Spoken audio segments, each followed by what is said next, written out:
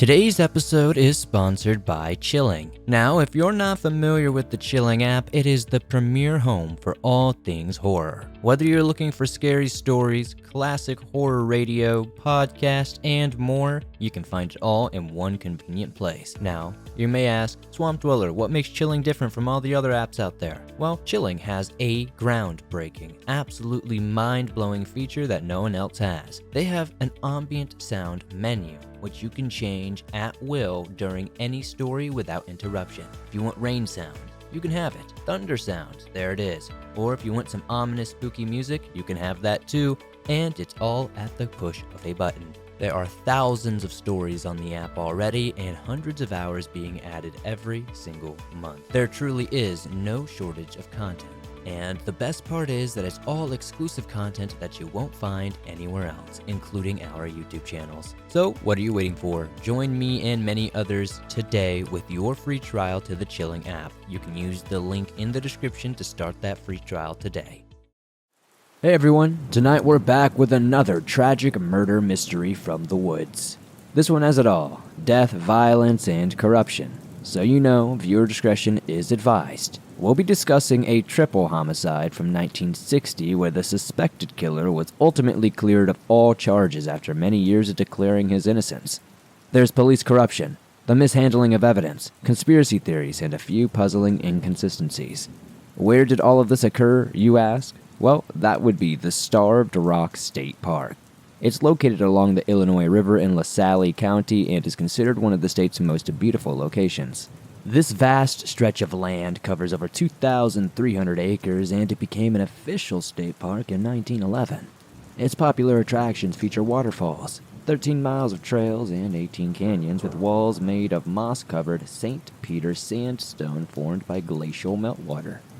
According to the park's website, humans have inhabited the area since way back to 8,000 BC, and its name is derived from a Native American legend of injustice and retribution. Chief Pontiac of the Ottawa tribe was slain by a rival tribe's warrior while attending a council meeting. Multiple battles followed, and other tribes became involved. The Potawatomi were allies of the Ottawa, and during one particular battle, they found themselves seeking refuge atop the 120-foot sandstone butte we now call Starved Rock. We call it that because the Potawatomi were instantly surrounded. They remained trapped until each succumbed to a slow, painful death from starvation. But enough about that. Let's get into this story that's been 60 years in the making. First, a little bit about our victims. Frances Murphy, Mildred Lindquist, and Lillian Uting, the three women, were close friends, all married to successful Chicago businessmen and heavily involved in their local Presbyterian church. They supported one another through life's hardships, such as when Lillian was nursing her husband back to health after a heart attack. Though entering their later years, they were all physically fit and healthy for their ages. It was in March of 1960 when they decided to take a 3-day girls' trip to Starved Rock State Park. But sadly, it was a trip they would never return from. They booked 2 hotel rooms upon arrival, dropped off their luggage, and went to the dining room for lunch.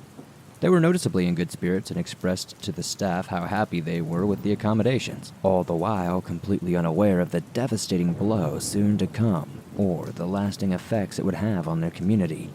Deciding the snow was light enough to be easily traversed, the 3 ladies set out for a quick hike towards St. Louis Canyon with cameras in hand. They wound their way through ravines and 20-foot drops while traveling through the slippery, narrow canyon trail until it finally arrived at the end, which was marked by an 80-foot wall on 3 sides. This area is only 1 mile away from their accommodations, but it was days later before searchers finally reached their remains. The first sign of something gravely amiss was when Lillian Uting failed to call her husband as planned. George Uting tried to contact his wife at the lodge only to be told that she was unavailable, and utterly unaware of Lillian's actual situation, he simply went to sleep. The following morning was a Tuesday, and he tried again, only to be told she was busy. Again, no alarm bells were rung, and a message was left on Lillian's door, the exact wording of which is unknown. George called the other husbands to update them on the situation, but he didn't yet see the reason to call authorities. On Wednesday, he tried again, this time pushing for the employee to check the women's room, and sure enough, there was not a single sign of them. Their beds were unmade, and their luggage was still there. Clearly a distressing sign.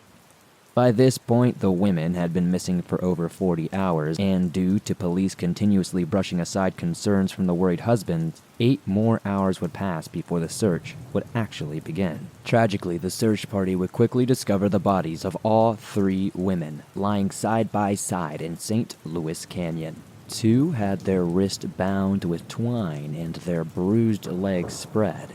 The binoculars were broken, the camera was dented, and 4 inches of snow had obliterated any tracks that may have been left behind. The only other clue seemed to be a bloodied yard-long log left nearby. The weather had considerably worsened as additional snow and ice covered the already narrow trails, making gathering evidence all the more difficult. 6 inches of snow coated the ground where the remains lay, and to reach them, authorities were forced to bring in heavy tanks of liquid petroleum gas to burn away the top layer of snow, very slowly. Though there was a risk of damaging vital evidence, it was a risk they deemed worth taking. Sources vary on what was found there, but among the evidence found beneath the snow was a piece of tin foil and bloodstains. Though, don't forget, this was 1960, so that means much less than it would today. The twine used on the 2 victims was the same as the one found in the lodge's kitchen, and Frances was the only one with additional binds around her ankles. There are differing accounts of how many were assaulted, but these 2 also had clothing left askew to indicate the worst. Lillian and Mildred had removed their underwear and pants, while all 3 women's clothing was damaged, and their coats were placed between their legs. While the evidence was collected at the scene, other investigators began checking up on the known sex offenders in the area, though it didn't take them very far. It would be months before an arrest was made. After pathologists had state crime lab officials carefully remove the bodies, the autopsies occurred at the Hulse Funeral Home in Ottawa. Each was covered in blood. Their skulls were smashed and their faces were considerably bruised. The bloody tree stump was the suspected murder weapon, as the fatal injuries were made through blunt force trauma to the head. 8 pieces of evidence were found, and we'll be discussing those a little bit more. For now, just know the many images on Mrs. Murphy's camera were processed, but there was no sign of their murderer. Just 3 lovely women enjoying a seemingly wonderful vacation. The motive behind the brutal attack was unclear. Robbery was thought to be a possibility, however, it was disregarded when the women's valuables were discovered with the bodies. On the surface, Chester Weger seems like a perfect criminal to connect with in this case. At the time of the murders, he was 21 years old with a wife and 2 kids. Plus, he had a bad boy image straight out of the 1950s. Though he worked as a dishwasher at the Starred Rock Lodge for a time, some sources have differing accounts as to whether he was still employed there at the time of the murders, or if he was currently working in the family business, painting with his father. What drew attention to him were the 2 prior incidents in which he was suspected of sexual assault. The first instance occurred when Weger was 12, and the victim was an 8-year-old girl. The second incident happened the previous year in 1959. In this latter case, not only was he later identified by the victim and her boyfriend, the crime occurred remarkably close to the site of our current murders. When questioning the suspect's colleagues, police learned Weger came to work with a fresh scratch mark on his face. The source of the scratches were unknown, but Weger insisted they were from shaving. As for his whereabouts at the time of the murders, he claimed to be writing letters in his basement, an impossible alibi to confirm, but also a contradiction to his last story. It would also seem he failed the polygraph, but let's keep in mind that those aren't foolproof. While these do sound like legitimate causes for suspicion, we must remember the authorities were under considerable pressure to find the killer. This was a very high-profile case at the time. Not only were 3 prominent women brutally murdered, the town was terrified. When things like this happen in smaller communities, it affects everyone. Even the economy suffers. With all of these factors in place, combined with the era, Miranda warnings weren't even a thing yet, there's room for consideration. Is Weger a cold-blooded killer, or the victim of a corrupt police force eager to solve a crime? Well, it should be known that he always maintained his innocence. He maintained it for weeks before enduring an interrogation that lasted for over 24 hours. Throughout his extended period of questioning, Weger was supposedly threatened with electric chair, a gun, and of course, this, in addition to his claims of being beaten during his initial arrest, didn't help him at all. Still, after his life felt threatened, he signed a confession claiming responsibility for the deaths of the 3 women in the robbery gone wrong. Then, almost immediately after, he formally recanted the confession. Unfortunately, we can't see the interrogation for ourselves to know the truth. It seems all we'll ever really have is hearsay, so we better hear it all. Some sources also mention this confession involved Weger taking police to the crime scene and reenacting the murders. Did the officers also force him to write that he saw a red and white plane fly overhead after killing the women? Because flight records did indicate this to be a true statement. It's also true that Weger's jacket had human blood splatter on it. Further, if you recall his original alibi, there were no witnesses to corroborate him being in his home in the basement. Perhaps that's why his story changed repeatedly. The only detail to remain constant was his innocence. Eventually, he produced a more substantial alibi.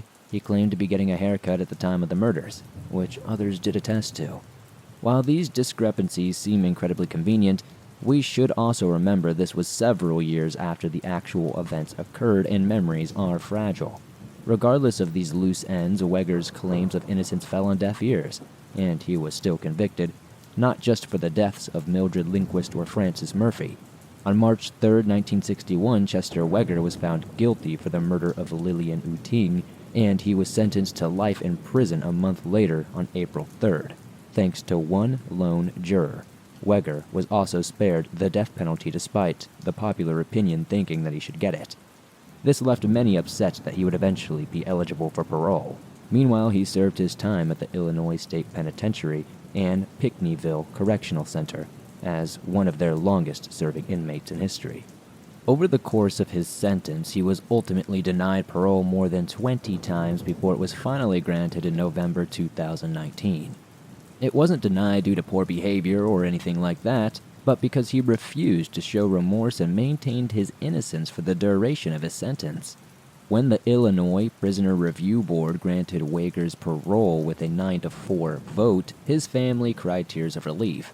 Those who voted for his relief noted Weger's age, fragile health, lengthy incarceration, and lack of disciplinary action during his sentence. After the decision was announced, one of the victim's granddaughters crossed the crowded Springfield board office with tears. She embraced Weger's younger sister, Mary Pruitt, stating she always believed in her brother's innocence. Contrastly, Diane Uting, the granddaughter of Lillian, also present that day, and she urged the board to keep Weger incarcerated but was not without sympathy for the man's family. Believe it or not, the two families spent much time together throughout the legal process and became somewhat of friends. At the hearing, Diane said, "While we may not agree with the decision, we certainly respect it." Per the Attorney General's request, Weger was held for an additional 90 days after being granted parole. This was to provide time for an evaluation under the state's sexually violent persons law. This allows for civil commitment if a person is deemed too dangerous to be set free. But in Weger's instance, they did not believe that to be the case, and he was released in February 2020. He was then sent to St. Leonard's House in Chicago, a facility where elderly former inmates can receive help becoming reaccustomed to life outside. Almost immediately upon his release, Weger was placed on a speakerphone with the press, where he was quoted as saying, I'm happy just to get out, you know? Tell everybody that I said thank you." In a recent Rolling Stones article, a now 83-year-old Weger is quoted as saying, "I'm innocent. I was innocent. I want to be vacated." He stayed with his sister and her husband in LaSalle, Illinois. Only one juror was still living at the time of his release, a 95-year-old who feared being named. She firmly believed Weger was guilty and may seek revenge on her. Though she has passed away since, sometime in 2016, the lone juror who refused to vote for the death penalty openly admitted to regretting her verdict of guilty. Now, if Weger's proclamations of innocence were all we had to go on, we wouldn't be putting much consideration into this theory. But there are actually some legitimate concerns to discuss. Do you remember those 8 pieces of evidence I mentioned? Andy Hale, Weger's attorney, requested they be re-examined with modern technology. According to a 2022 Rolling Stones article, the defense team first tried this in 2004 but withdrew their motion upon learning evidence had been stored improperly and potentially was corrupted. In 2007, they petitioned the governor for clemency, but you won't be surprised to hear that it was denied. It was only recently they decided to try again. Though initially denied at first, the team's second attempt was approved and the results were tremendous. Despite prosecutors having previously described the evidence as a complete mess, Hale was surprised to find everything properly stored and neatly labeled. Unfortunately, only one item was actually able to be tested for reliable results, but it was still a massive break in the case. The hair found on one of the women's gloves was from a male, and it was not Weger. Hale hopes this will be enough to make his case directly to the state's attorney and receive permission to compare the new DNA analysis to the CODIS database. If a new match could be found, this case may have a different resolution shortly. By now, you may be wondering who else could or would be able to subdue and murder these 3 healthy women. And that's where this case gets even trickier. Now, we're going to dive into some alternative theories. It is admittedly a little difficult to believe that one man, while apparently on his lunch break, assaulted and murdered 3 women, dragged their bodies away, and cleaned himself up in well enough time to return to work with no more than a few scratches on his face. At the very least, one would expect him to have some sort of help. Pending our source, it was either 1982 or 1983 when an elderly woman made a deathbed confession to Chicago Police Sergeant Mark Gibson, stating she and her friends were responsible for the 3 women's deaths. In 2006, he described the confession in an affidavit. The elderly woman had been at the park with her friends when things got out of hand. She could say people were murdered and the victims' bodies were dragged, but that's as far as she got. The interview came to a sudden halt when the suspect's daughters intervened, saying their mother had lost her mind. There was no mention of further investigation into her claims, and this theory quickly went cold. 3 other men were suspects at some point. 2 were reportedly overheard referring to the murders on the phone, and the third was allegedly seen throwing a pair of bloodied overalls. Lastly, and my favorite, even if there isn't any evidence to support the claim, there is a theory that these murders were tied to the mafia. These women were the wives of wealthy Chicago businessmen, after all.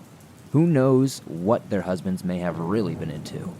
I know it's a little out there, but hey, it's the cases where you have to consider every possibility, you know? The media sensationalized this case and changed the town's culture. It went from being a kind place where everybody left their doors unlocked to the type of place where everyone ensured their windows were locked at all times, their sense of security was tarnished, and nobody felt safe. Headlines included shocking titles such as Triple Killer Tells All and Starved Rock Confession. The once peaceful park was suddenly referred to as the Canyon of Death, and people went to great lengths just to avoid the area. The lodge went from regularly booking rooms to barely being filled, and the community was split as to whether Weger was innocent or guilty. HBO even made a docuseries about the case called The Murders of Starved Rock, which ends on a note of mystery just before the DNA results were returned. With so much recent activity in the case, perhaps they're waiting for enough material to have a second season. And there we have it. The Starved Rock State Park Murders. So, what do you think?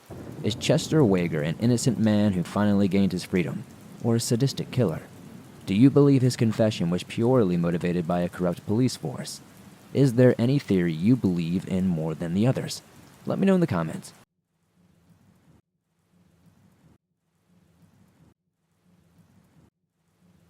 Welcome back, swamp folk. Once again, we are crossing into international waters to bring you the darkest wilderness content available. More specifically, we're taking a trip down under to Wilson's Promontory National Park in Victoria, Australia, where we'll learn about the mystery that is Patrick Hildebrand. Don't worry, we aren't messing with any of those giant spiders today, at least none that we know about. But the case is unsolved, so you never know. Now, most of you have probably never heard the name Patrick Hildebrand, and that's completely fine, as I have not either before looking into this case. But just know if you like puzzles, you'll love this episode. But before we dive into this case and the strange details around it, let me tell you about Wilson's Promontory. Any national park in Australia will be beautiful, but this one in particular has a fascinatingly rich history. We can spend 20 minutes alone on it, but I'll stick with a summary. The indigenous Koori people occupied this land at least 6,500 years ago before the first Europeans arrived, and it's considered to be home of the Bratualung clan's spiritual ancestor, Lu Ern. Even today, this area remains highly significant to their descendants. The first Europeans didn't come along until 1798, and for parts of the 19th century, the promontory was used for seal hunting and shore-based whaling. This carried devastating consequence for local wildlife, so in the 1880s and 1890s, a public campaign was waged to turn these areas into a national park, which was made official in 1898. Before the first road was completed in the 1930s, the promontory was only accessible by boat, and during World War II, they closed it to the public entirely to use the park as a commando training ground. In 2005, a fire started by the staff got out of control and burned 13% of the park. However, it was deemed necessary to evacuate campers. This incident was nothing compared to 2009, when a lightning strike near Sealers Cove started a fire that burned 62,000 acres. If this weren't devastating enough, it happened on February 8th, the day after Black Saturday. For those unfamiliar, Black Saturday was the day an intense heat wave, combined with arson and faulty electrical infrastructure, led to hundreds of brush fires throughout Victoria.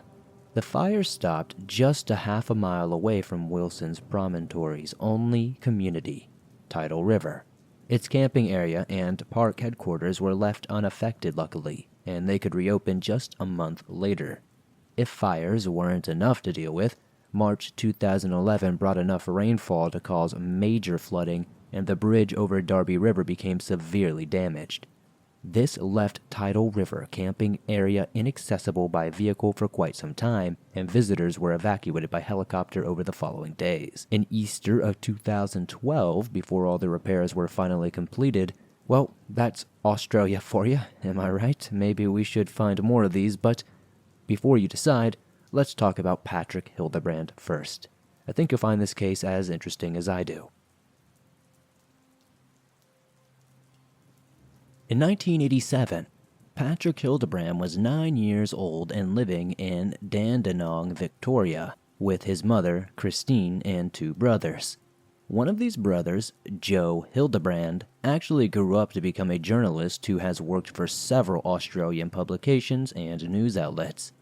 He had a remarkable career, but most notable to our story is when he joined the morning show Studio 10 from the years 2013 to 2020. While there, he interviewed with co-host Sarah Harris to discuss the tragedy of losing his little brother at such a young age. He describes their father as a globe-trotting troubadour hippie who left town to be with another woman when Joe was 6 and Patrick was 4. This had a significant impact on the family. Not only had he left their home, but he had also left their lives. If raising 3 children as a single mother wasn't tricky enough, Patrick suffered from a severe developmental delay and had epilepsy on top of it. While we as a society still have a long way to go with mental health care, it's treated with far more understanding today than it was in the 1980s. I also want to be clear that Joe didn't name his brother's specific diagnosis in the interview. He refers to Patrick as autistic, and it's widely speculated that he very likely was. But an article from the Daily Mail also named one of his conditions as Gestalt syndrome. It's a form of epilepsy that seems to either have a connection with or similarity to autism. Also, remember that what we know about mental health has changed a great deal since 1987. So it's no surprise the sources don't exactly match, but what to call it isn't essential. I just want to give you a basic idea of what the Hildebrands' lives were like. According to a case study, his specific type of epilepsy, Lennox-Gastaut syndrome, means intellectual development is usually delayed and often worsens over time. Other symptoms include multiple seizures and behavioral problems such as hyperactivity, agitation, and aggression. Joe stated Patrick could be excellent one moment but suddenly suffered from a fit of anger. He once picked up an axe and swung it at his older brother. but fortunately, the strike didn't make contact. He also stated Patrick once pointed at a staticky television and said that's what it was like inside of his head. So while it does seem to line up, please don't forget this information only applies to one type of epilepsy, a type that accounts for just 2 to 5% of cases among children. Like I said, I want you to understand the victim's condition, but don't take it as gospel if someone you know suffers from seizures or a mental illness. Always seek medical advice from actual professionals, okay? My expertise is in a different kind of disturbed. As for the summer Saturday that would fundamentally change the Hildebrands' lives, Patrick, his mom, his brothers, and his cousins were wandering along the Lily-Pilly Gully nature walk in Wilson's Promontory when the 9-year-old ran around a bend and into the forest. Nature walks were one of Patrick's favorite activities, so he had been slightly ahead of the group when he suddenly took off. They were roughly 10 minutes into the 2.5-mile hike when this happened, and even though the others quickly followed, Patrick was never seen again. When the family initially failed to locate the young boy, they retraced their steps to the car park and drove just over 3 miles to the Rangers' headquarters, where they were able to report him as a missing child.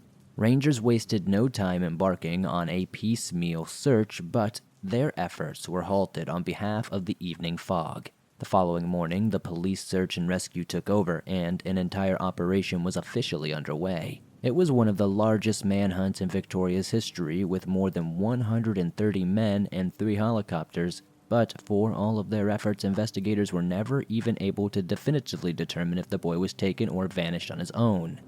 I find it difficult to imagine he could have gotten lost if his family was so close behind. But we'll have to save our theories for the end. First, let's go through the entire search so you know where everything stands. The Australian Missing Persons Register is the best collection of information for this case. It has several photographs of Patrick and almost every article published since his disappearance. One clipping from 1987 brings an even more ominous tone to the case when it puts the investigators' decisions under great scrutiny. With the initial description of search efforts, it may sound like every effort was being made to locate Patrick, but this article puts that into question entirely. Their concerns can be condensed into 3 main issues. First is the discretion of the search in its early stages. So let's go back to those 130 volunteers for a second.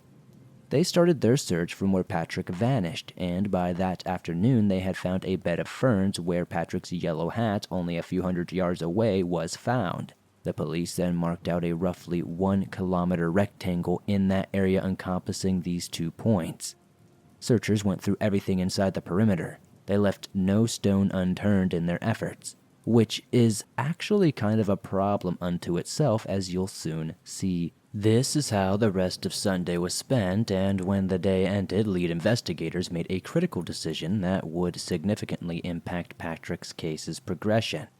Lily-Pilly Gully happens to lead down into a treacherous swamp, and it was concluded that, had Patrick indeed wandered into this area, he would already be dead.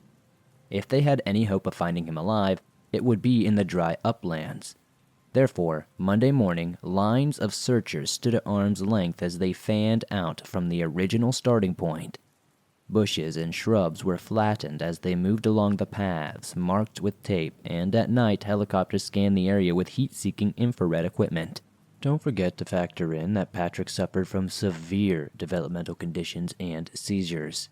These guys weren't racing a standard clock here. And even before you factor in, they were already disadvantaged, not knowing how Patrick would react under these circumstances. Authorities couldn't be sure if he would approach rescuers or hide from them. With the help of his doctor and psychiatrist, the police tried their best to make an educated guess at his probable movements since becoming lost. Ultimately, it was concluded that the boy might have been lured from the path by a butterfly or lizard, but once there, it's unlikely he would have registered the need to call for help. Instead, it's far more likely that he would have simply continued in the same direction, unaware of being lost. This theory factors into why the police decided to shake things up on Tuesday. Instead of continuing with the same plan, they jumped ahead of the leading search party and started lowering additional personnel into higher, more rugged terrain. This would become the second primary concern of the investigation. John Butler with emergency services offered to assist with the investigation on the day Patrick went missing, and when his offer was declined, he continued to provide his assistance each day afterward. Finally, he arrived on the scene that Friday, but once there, he told reporters that the advance bush drops put into effect on Tuesday would have been his first move. The higher-ups could have taken this comment better, and it effectively ruined any chance Butler had to participate. Afterward, he refused further remarks except that his Aboriginal trackers were better suited to the task than the bushwalkers assembled by police. Though Inspector Bob Hanna defended his strategy to the bitter end, John's comment would never be forgotten in the face of failure.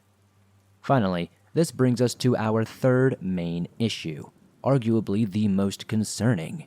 Whether due to his minor clash with John Butler or for other reasons entirely, officials were against full use of the State Emergency Services professional Aboriginal trackers. The 3 trackers involved weren't brought in until that Friday, but honestly, by that point, the search efforts were reduced to only 60 men, and Inspector Hanna only had a mere 20% chance of finding Patrick alive. Most people, including Patrick's family, felt that the trackers should have been utilized from day one. Unfortunately, being so late in the game, there was little left that they could actually do. As mentioned before, previous ground search attempts left no stone unturned. Any sign that would have been there was long erased.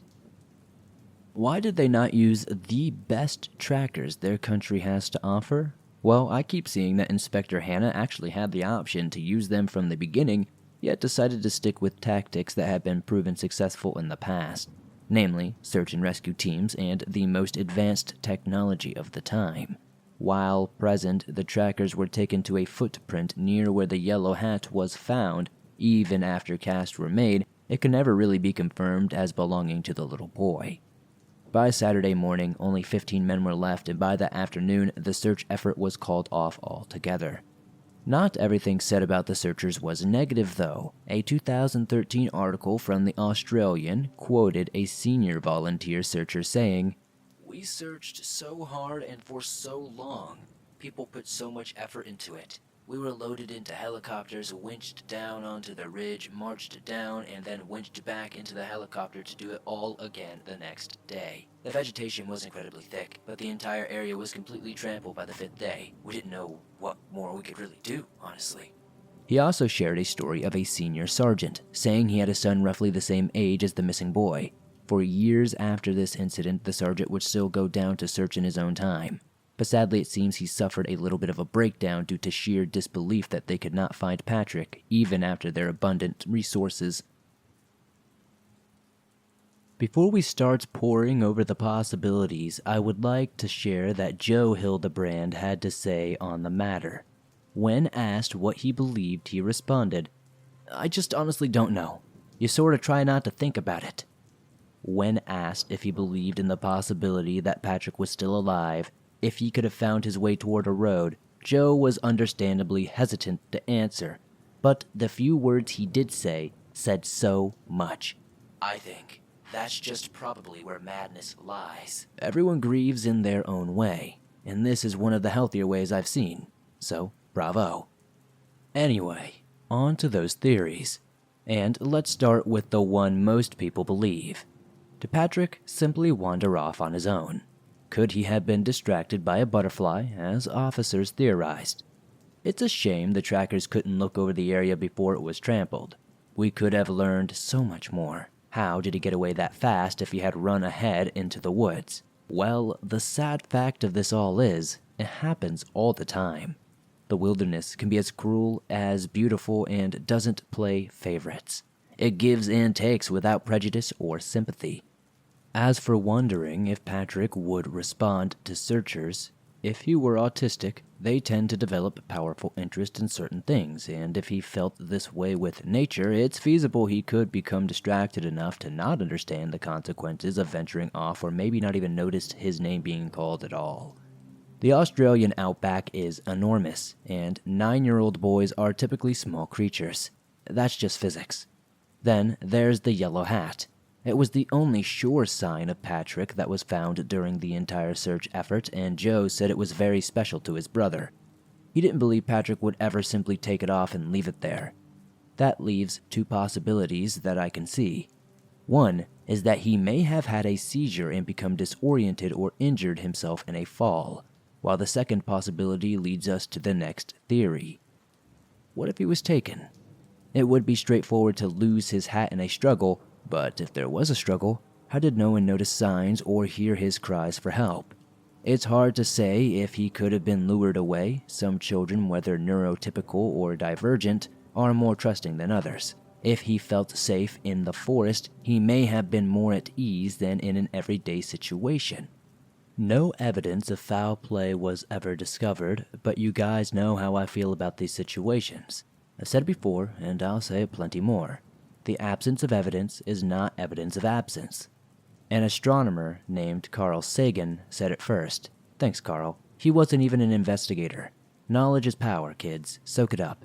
If someone did take Patrick, they must have been in the exact right place at the exact right time to do it. If the family never mentioned seeing anyone else in the area, and indeed that would have been notable, some wondered if family members were as close behind him as they claimed. They went on nature walks often enough, and it is reasonable to assume they felt secure with Patrick's behavior on them. But again, that's just speculation. As far as I know, the family has never fallen under suspicion, not for anything intentional or neglectful. Sometimes it's hard to accept that accidents just happen. 9 times out of 10, he would have been right around the corner as expected. But this was one of those other times. Of course, there are plenty of missing 411 speculations out there as well. The Yowie is a creature referred to as the Australian Bigfoot. Descriptions vary, but it's usually described as a hairy ape man, anywhere from 7 to 12 feet, with large, flat noses, giant mouths, bat-like ears, and feet that are much larger than a human being's. Reports of its behavior also vary from timid to violent and aggressive. Personally, a creature so massive would have left footprints that would be hard to not notice by anyone. So, I'll have to respectfully disagree on this one. As much as I love an excellent Yowie story, I don't want to be disrespectful to anybody's story. And with that, swamp folk, that does it for this episode. So, down in the comments, let me know. What did you think of Patrick's case? Do you think he was a troubled child who ran off and had the worst possible luck at every turn? Was some deranged psychopath in the right place at the right time to snatch him up and make a run for it at the right moment? Or can you think of another explanation entirely? If there were underground cave systems or tunnels, I would say he could have fallen into a hole, but I just can't think of any other possibilities, at least not natural ones anyway. This is one of those instances where it truly feels like the victim vanished without a trace. Personally, this case gives me very similar vibes to the Stacey Aris case we've covered in the past. If you'd like to learn more about that one, you can find a link on screen or in the description.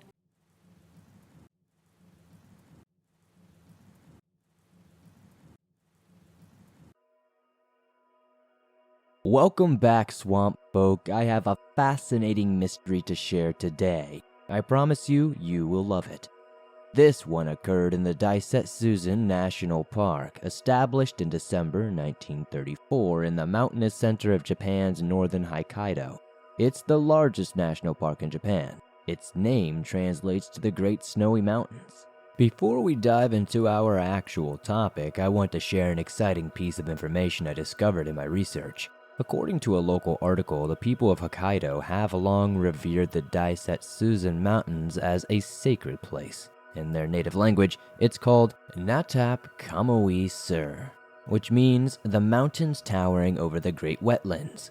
But due to its diverse wildlife and breathtaking views, it is also known by the more affectionate name of God's Playground. A stretch of the park extends across the outer limit of a town called Ba, which is well known for its famous rolling hills. These were created many millions of years ago when the mountains violently erupted, leaving behind volcanic deposits that cooled to form their current scenery. Some of these peaks are still active volcanoes today, such as the one we'll discuss in this episode, Mount Asahidaki. which stands just over 7,500 feet tall, making it the tallest of all 16 peaks. It's located at the park's northern end and features a beautiful hiking trail that is arguably one of the most popular tourist attractions in Daisetsuzen. People travel from all over the world to make this trek, and it's easy to see why. Along the way, landmarks are used as guides. When hikers pass one, it offers reassurance that they are heading in the right direction. The most important of these landmarks is a large boulder named Safe Rock. Its name comes from its resemblance to a safe or a vault, but this landmark has a deadly twin. In the same area sits a second, nearly identical boulder dubbed as False Safe Rock. If someone mistakes it for the real landmark, they will find themselves on a seemingly correct path until realizing they're moving downhill into a swampy valley overgrown with tall, thick bamboo. Once inside, everything is so dense that it becomes difficult to see, and not everyone finds their way back out. The story we're covering today involves multiple lost hikers and a mysterious SOS signal. Everyone knows about SOS signals, right? Just in case you do not, it's a universal code for help. No matter where you are in the world, you can communicate that you're in distress with 3 simple letters. It may sound pretty straightforward, and usually it is, but I promise this time is a bit different. Just settle in and get ready for a lot of twists and turns. To fully appreciate the mystery of the SOS incident, we'll need to begin our story in 1989. 2 hikers went missing on Mount Asahidake. Assuming they followed the wrong trail from False Safe Rock, a police helicopter led the search for the missing men on July 24th. There was no trace of the hikers until just before nightfall when rescuers suddenly spotted a strange SOS sign. Astonishingly, it was made from 19 birch trees that were cut and stacked together, each just over 16 feet long and just under 10 feet wide. They were also placed in a clearing far from the nearest birch trees. Can you imagine what it would take to put something like this together? Seriously, just think about it for just a rational second. It's a relatively important part of the case that will ultimately play a significant role in determining which side you choose.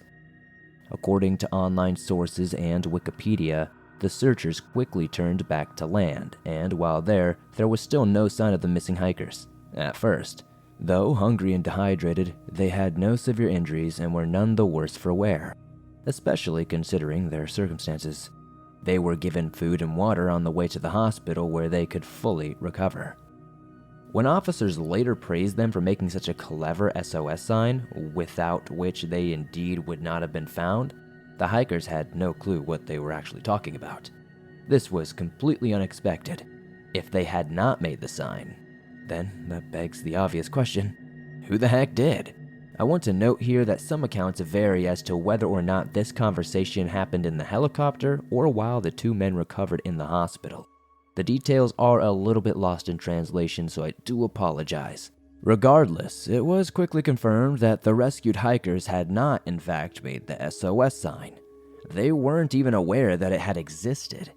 Then came the chilling realization that if these 2 hikers had not made the sign, someone else clearly had.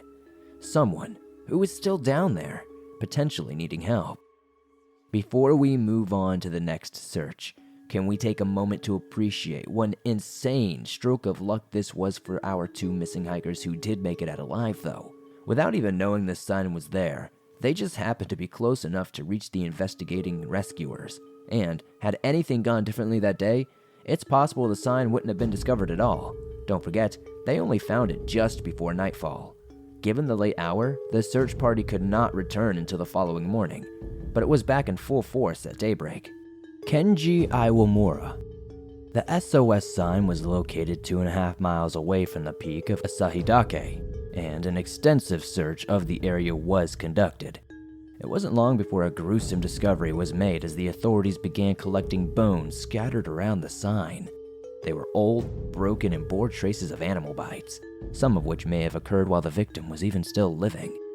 Then, in a separate area, but still within a few hundred feet of the sign, police discovered a hole just large enough to fit a single person inside.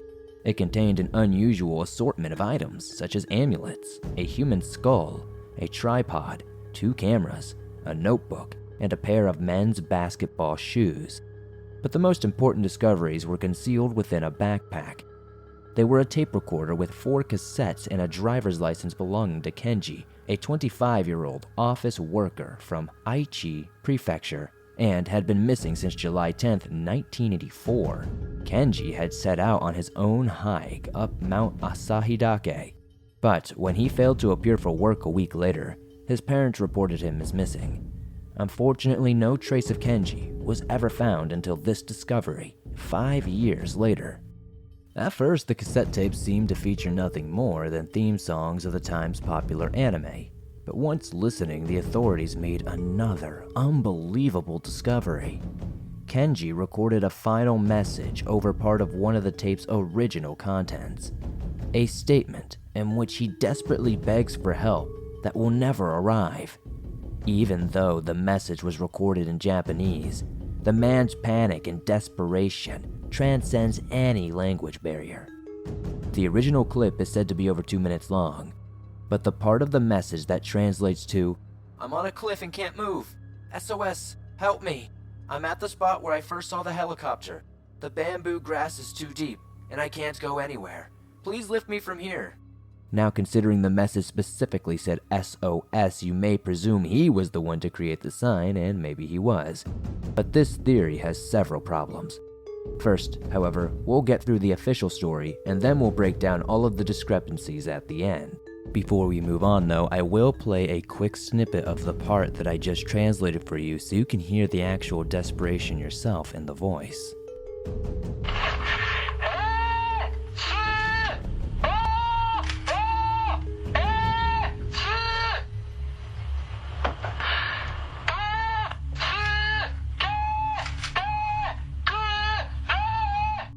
As for the human remains, the skull seemed to fit with the bones found earlier in the day, and everything was transferred to Asahikawa Medical University for examination. Honestly, this was just protocol at that point. The apparent conclusion is that the remains belonged to Kenji, and again, maybe they do, but initially medical reports determined it would be a woman between the age of 20 to 40 years old with type O blood. These findings would only be corrected when this incident began to attract the wrong kind of attention. In the days it took to reach this conclusion, the world fell in love with the story. Everyone followed it closely, hanging on to every detail. The sheer ingenuity behind the sign was impressive enough. I mean, experts estimated it would take at least 2 days and considerably more effort than a weak, possibly starving man would have. But that's one of the things we'll come back to. Authorities were able to confirm Kenji owned specific items in the backpack, such as the anime cassette tapes, and that he wore the same size shoes as the ones found in the hole. It's understandable how one would conclude that these remains belonged to Kenji, but when those results came back, and suddenly it was much more difficult to accept that this was a neatly closed case. Investigators wanted to believe there were 2 men and a woman involved, but there was no record of a missing female, and Kenji was known to be alone when he ventured up the mountain. Plus, if he had met someone along the way, doesn't it seem likely he would have indicated others were also in need of rescue when he was recording the request to be airlifted off the cliff? Many were beginning to feel that Kenji's mention of the SOS was more likely to be a coincidence. We'll probably never know for sure, but these questions led to a great confusion in the investigation and the media coverage. The more Japanese officials insisted the case was solved, the more backlash they would initially receive. Now we're going to move on to some more conspiracy-filled theories, since all the information we actually have is kind of dried up at this point. To the world's great surprise, on February 28, 1990, the Asahikawa East Police Station announced a complete re-examination of the remains had been performed, and new findings concluded they belonged to a male with type A blood, or in other words, Kenji. Make of that what you will. It feels a bit, suspicious to me. The Japanese aren't exactly known for being open and honest with their investigations, but it's only fair to hear both sides. And a Read Cash article does report that mistakes on such a grand scale can happen often enough in medical universities. At the very least, it's not impossible, you know? So let's take a closer look at the sign itself instead. Today, this story is considered one of the more excellent internet mystery classics. And the ingenuity behind the sign is one of the main reasons that people are so obsessed with this. When it was constructed, the only thing we can say for certain is that the Japan Forest Agency and the Japan Geographical Authority checked previous aerial photos taken in September 1987, they could confirm the sign was already there. They also studied records from 1982, but these photographs lacked the enormous SOS signal. Experts estimated it was likely at least 2 days and significantly more energy than a weak, possibly starving man would even possess. Each of the 19 logs seemed to have been cut with an axe, yet no axe or any such cutting tool has ever been recovered from the site. Does that mean one doesn't exist? No, of course not, but the area has been thoroughly searched on multiple occasions. Oddly, it would be the only item to remain lost. Plus, don't forget how big the logs themselves were. 16 feet long and 10 feet wide sections of birch tree must weigh several hundred pounds, maybe closer to 1,000 if you want to be realistic. I find it challenging to believe Kenji would be able to drag such sections of wood into the clearing, especially when the autopsy report specifically described him as very frail. It would have been quite literally impossible for him to do alone. As for why Kenji would specifically mention SOS in the recording, one interesting observation made by anime fans is that Osamu Tezuka's Astro Boy features a famous scene in which fallen trees are arranged into the shape of an SOS, or perhaps, unlike the 2 missing hikers, Kenji had previously seen the enormous sign, and it was simply on his mind. Either way, it's widely accepted that he recorded these messages intending to play them back for rescuers should he be discovered after becoming too debilitated to speak. Now, assumably, batteries would last longer than your own lung capacity. Those who disagree with this theory do believe the tape recorder was switched on by accident while the man was screaming for help. But I disagree. His message was exact, as it's giving somebody a specific instruction. It's not mindless cries for help. Of course, some question whether the man in the recording is Kenji or not as well. When his parents heard the recording, they could not confirm it was their son's voice. Is it because it wasn't their son, or is it because grieving parents have a hard time accepting the loss of a child? It's also worth noting that the sound quality of the cassette tape isn't exactly what we're used to hearing today. While yes, the cassettes were in pretty good condition and played rather fine, there's only so much a cassette recorder can do for a desperate, panicked man trying to record what he knows may be his last message. Furthermore, according to Kenji, he was trapped atop a cliff, needing to be airlifted out, but yet his bones were discovered out in the open. It's speculated he eventually reached a point where he simply wanted to descend the mountain any way possible, but when he climbed down to this last cliffside, he could not proceed any further or turn back. However, this argument is often met with the fact that Kenji could have easily changed his mind after recording the message. Eventually, he would have accepted the helicopter wasn't returning, and at that point he may have become desperate enough to continue his descent. Though this leaves us with even more questions. Would he have had enough energy to undertake such a task and constructing that sign? Primarily, if the climb down was responsible for his fractured bones, one fracture was found on a leg bone and the other was in his upper body. With all that said, that's still not the end of it. What about Mother Nature herself? We know this sign already existed in September of 1987, but how long can something like that sit out in the open elements without suffering overgrowth? How can it endure the extreme mountain weather conditions of heavy snow and rain yet still be perfectly visible for such an extended period? Investigators only stated that the logs looked too old and were partially submerged in mud. Is it more likely that someone constructed the sign after Kenji's death but before the 2 missing hikers in 1989?